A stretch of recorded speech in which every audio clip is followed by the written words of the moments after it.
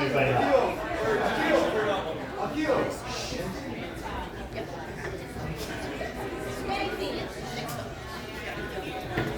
Hi guys, my name is Chris Johnson.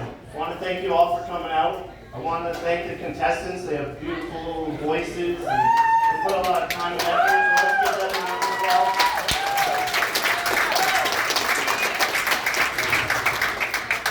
Showtime clearly underestimated how much you guys like their alcohol, so let's give it up to the 2 port servers that have been killing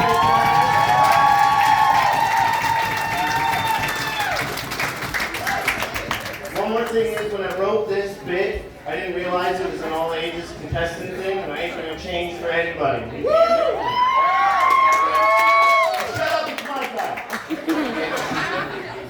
I consider myself a gamer. Maybe anyone, any other gamers out there?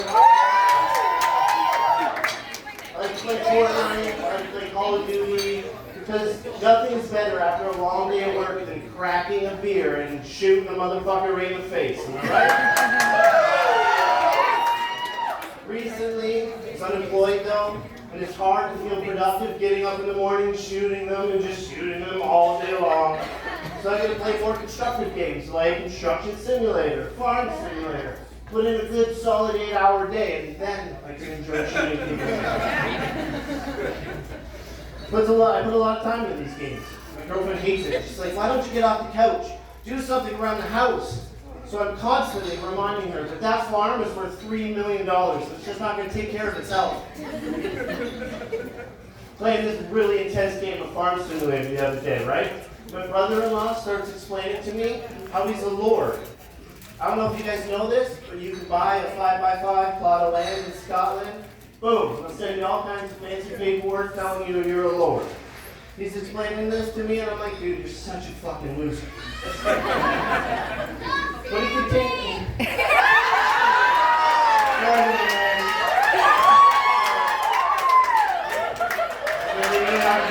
It's dark, so hang on, kids.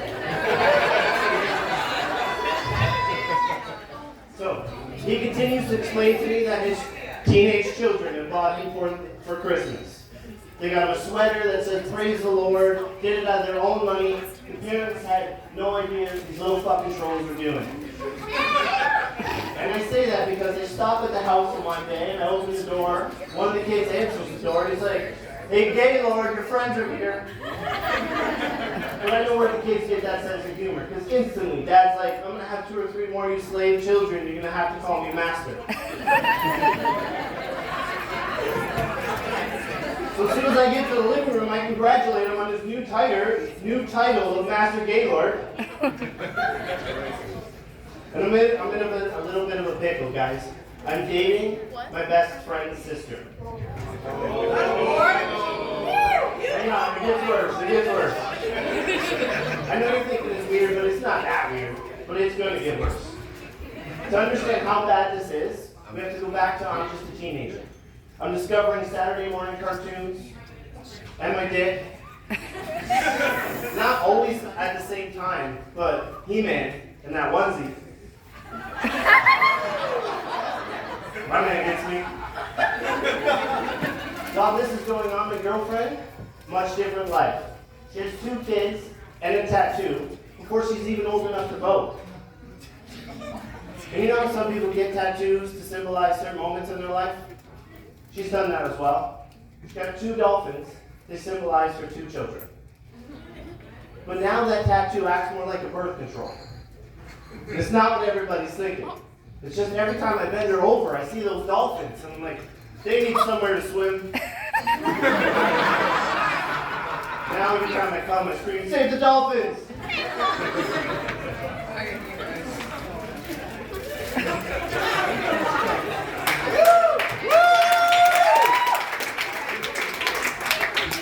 gonna get worse. It's so much worse. It's gonna get worse before it gets better. So, I want to pause comedy for a second, guys. I want to talk to you I want to talk to everybody to something that's very important to me. You guys seem very open and honest, and I think I can share some wisdom on you guys. Of course, I'm talking about circumcision. I watched a 90-minute documentary, so I pretty much know everything there is to know about circumcision. During the whole documentary, they said it's cleaner, like 150 times. The only pro they could give me is it's cleaner. It's cleaner. I was in the shower last night and I was like, didn't even mention the aerodynamics.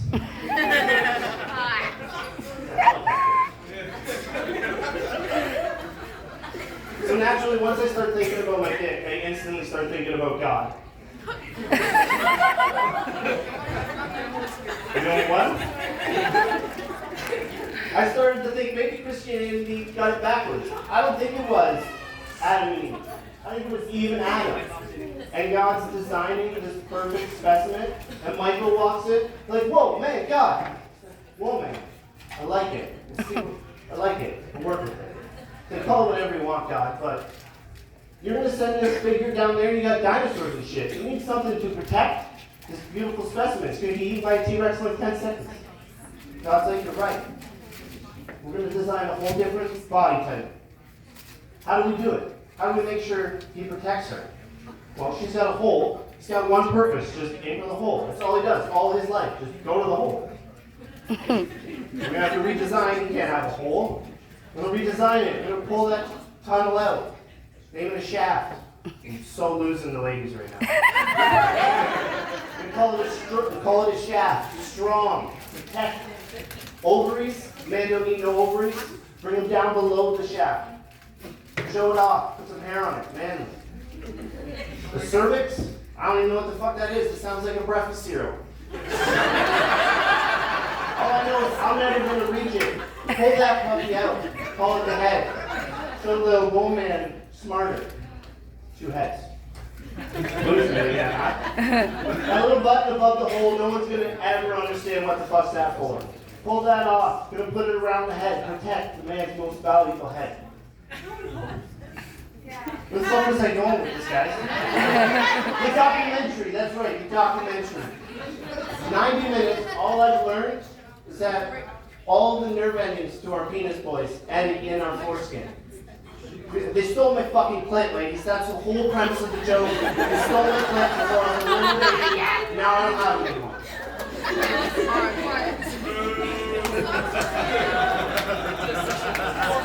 So ladies, if you're lying at home and you're wondering why is he more caring, why is he more emotional, you can't feel it. They stole his fucking clit too. He's just running around aggressively punching shit, hoping to feel it.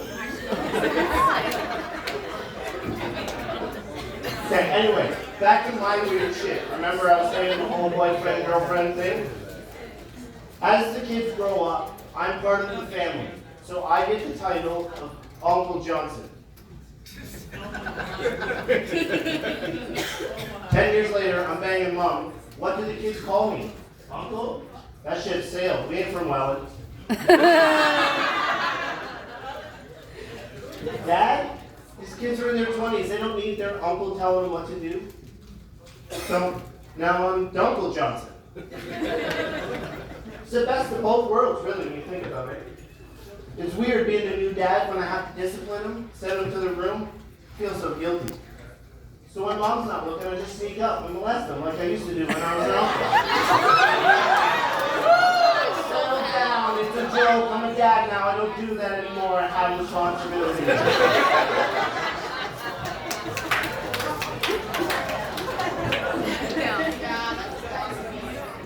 Yeah, I got one more, guys, and I need to remind you that I said it was going to get dark, and I have no affiliation with St. John's Anglican. No affiliation. They might sue me anyway, but no affiliation. I have it on record. No, I was doing CPR this week in class. I learned a lot. I was actually shocked at how much me and St. John's Anglican has in common. First of all, 8 and up, you're an adult. And if I knock you unconscious and I ask you for consent, it's implied.